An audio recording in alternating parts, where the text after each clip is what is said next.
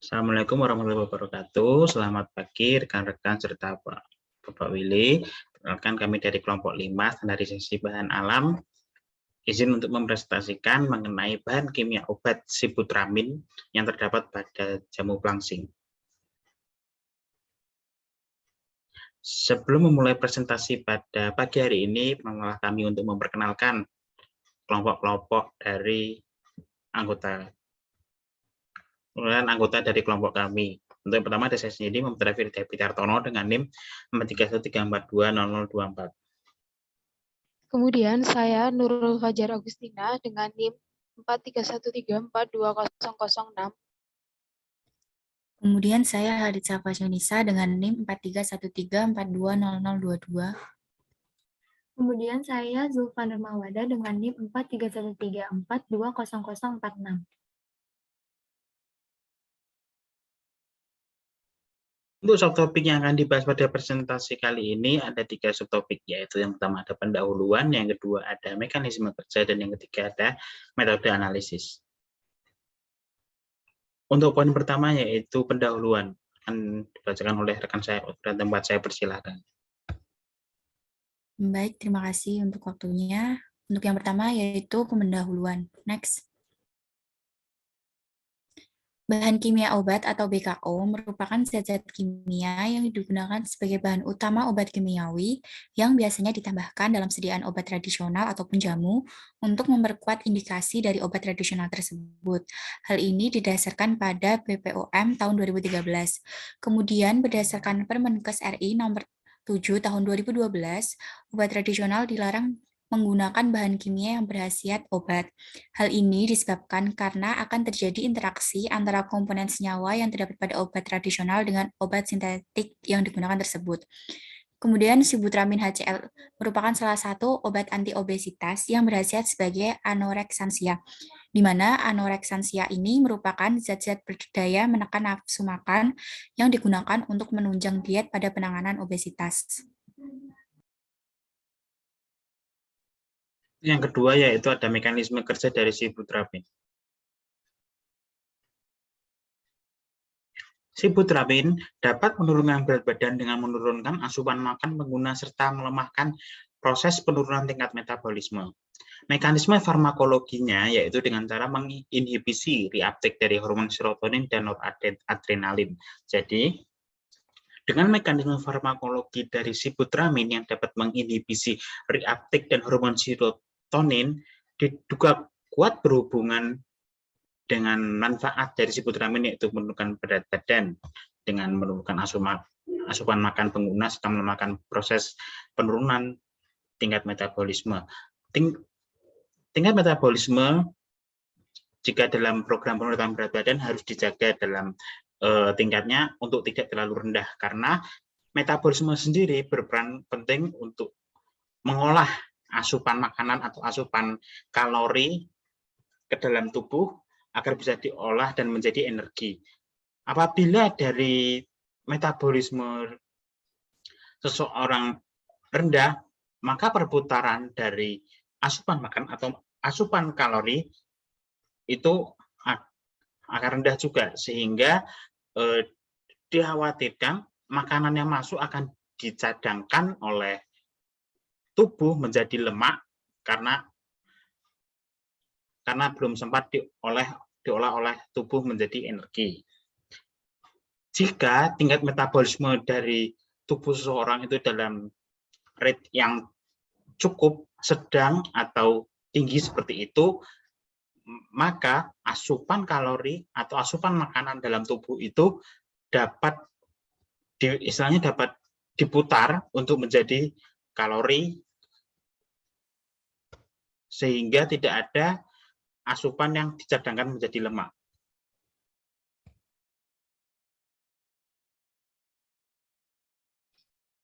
Kemudian selanjutnya yaitu ada efek samping dari penggunaan sibutramin, yaitu ada seperti mulut kering, palpitasi, sakit kepala, kegelisahan, konstipasi, serta kehilangan nafsu makan.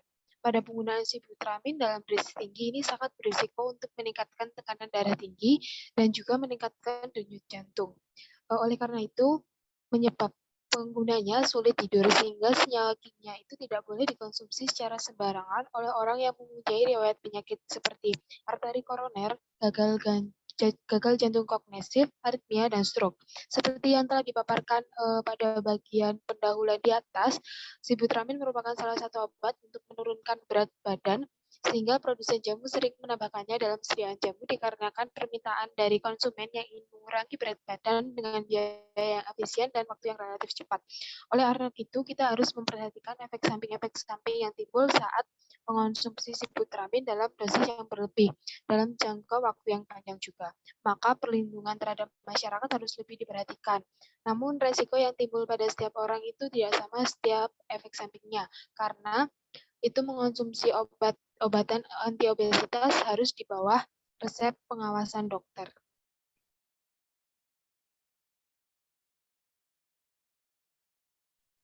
Selanjutnya ada metode analisis.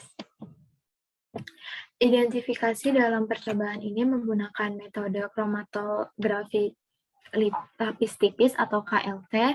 Hal ini diperlukan untuk menentukan adanya penambahan bahan kimia obat dalam jamu pelangsing karena Sibutramine ini memiliki gugus kromator yang berupa benzen klorida sehingga dapat dianalisis menggunakan metode spektrofotometri UV vis. Metode analisisnya yakni pertama ada pengambilan sampel, lalu kedua ada pembuatan larutan standar kualitatif yang menggunakan larutan metanol yang akan diencerkan dengan Sibutramine HCl. Lalu ada preparasi sampel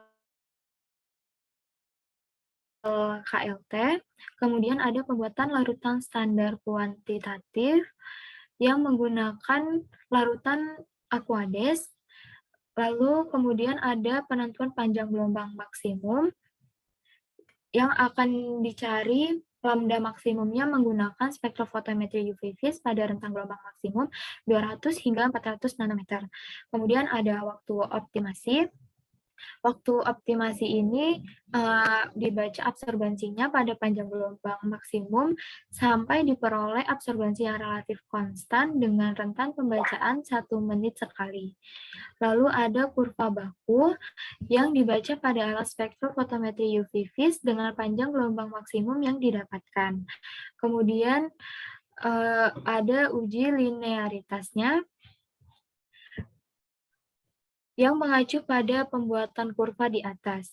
Lalu ada ketelitian. Uji ketelitian ini dilakukan dengan 5 kali pengulangan. Lalu setelah itu ada uji ketepatan. Uji ketepatan ini yang akan dibaca itu absorbansinya pada panjang gelombang maksimum dan operating time-nya yang dilakukan sebanyak 5 kali pengulangan. Selanjutnya ada preparasi sampel spektrofotometri UV vis yang dibaca menggunakan spektrofotometri UV vis. Kemudian analisis kualitatif. Analisis ini dilakukan menggunakan metode KLT dengan fase diam menggunakan silika gel GF254 dengan jarak pengembangannya sebesar 8 cm. Fase geraknya menggunakan campuran etil asetat banding N-heksan 7:3, aseton banding kloroform 7:3, aseton banding kloroform banding N-heksan 5:3:2. Data KLT yang diperoleh akan dihitung dengan menghitung RF-nya yang didapat dan dibandingkan antara nilai RF standar Sibutramine HCl dengan nilai RF sampelnya. Kemudian ada analisis kuantitatif. Dari larutan standar tadi yang diperoleh itu hasil panjang gelombang maksimal, persamaan kurva baku, dan nilai RF. Persamaan kurva baku tersebut akan digunakan untuk menghitung kadar Sibutramine di dalam sampel. Lalu hasil dari penotolan pada KLT menggunakan RF yang sama kemudian dianalisis menggunakan spektrofotometri UV vis dengan panjang gelombang maksimum, dan panjang gelombang inilah didapatkan dari data absorbensi yang maksimum. Data absorbensi yang diperoleh itu kemudian dicari kadarnya menggunakan persamaan kurva baku.